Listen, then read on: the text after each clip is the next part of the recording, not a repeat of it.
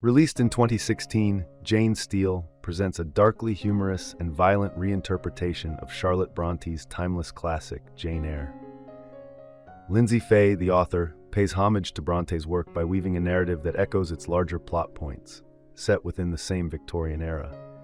However, Faye diverges by crafting a protagonist, Jane Steele, who navigates her challenges through murder rather than the reflective acceptance characteristic of Jane Eyre's coming-of-age journey. The novel cleverly intertwines with its predecessor, with each chapter opening with an excerpt from Jane Eyre, underscoring Steele's admiration for Bronte's work as she emulates it in her own writing.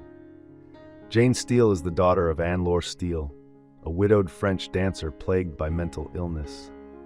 Their home is a cottage on the Highgate House estate, alongside Jane's widowed aunt, Patience Barbery, and her unpleasant son, Edwin. Despite being told the estate is rightfully hers, Jane is perplexed by her aunt's claim. Tragedy strikes when Anne-Laure takes her own life when Jane is just 9 years old, leaving her in the care of her aunt. Patience promptly decides to send Jane to Lowen Bridge School, a dismal boarding institution overseen by the cruel Valesius Munt. Before Jane goes away, her cousin Edwin, whose creepy fascination with little Jane has already prompted him to expose himself to her, tries to sexually assault her. Jane successfully fights him off, and after he has stopped his attack, she angrily pushes him so hard that he falls into a ravine and dies. A not particularly horrified Jane counts this as the beginning of her career as a murderess. As with most of Jane's later killings, what she does is not premeditated murder, but always self-defense that goes the extra mile. Lowen Bridge is a horrific institution where girls are encouraged to rat one another out for food, which tends to be withheld as punishment. Any potential camaraderie is destroyed in reckoning sessions where girls are expected to confess sins or report on others. Jane's bedmate tells on her for crying in her sleep, thus breaking one of many insane Lowen rules by mourning her tainted mother.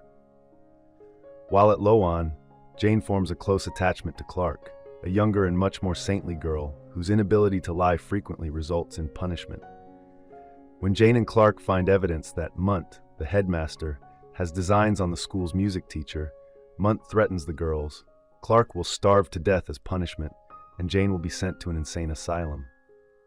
Panicked, Jane stabs him to death with a letter opener, and both girls flee to London. However, London is no picnic for unprotected teen girls in the middle of the 19th century. Jane scrambles to find them shelter and income, eventually talking her way into the house of Hugh and Bertha Grizzlehurst. Hugh publishes penny dreadfuls, short, lurid, gossipy descriptions of recently committed crimes. He hires Jane as a writer of Last Confessions, which are first-person descriptions of crimes ostensibly written by the just hanged. Nevertheless, things aren't okay. Hugh beats his wife, at one point so severely that she has a miscarriage, telling Jane that if his wife ever tried to leave him, he would simply beat her up more. When he is on the verge of hitting Bertha again, Jane kills him.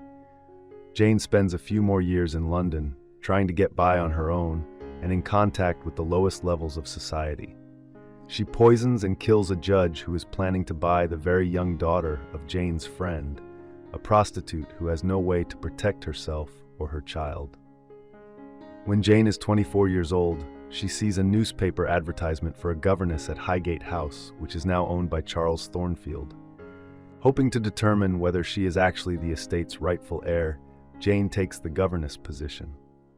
Charles grew up in the Punjab region of India, where he worked as a surgeon during the Anglo-Sikh Wars when the country's residents rose up to fight off the East India Company's oppressive control.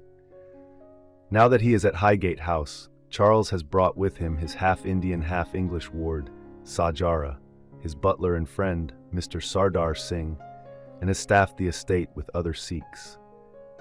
Jane falls immediately in love with the precocious and sweet Sajara, who is to be her student. Sardar becomes her friend and trusted ally.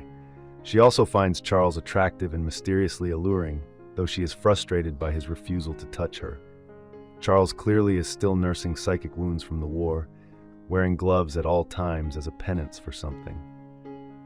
Highgate is full of mysteries. Something untoward is happening in the basement, which Jane is supposed to stay away from.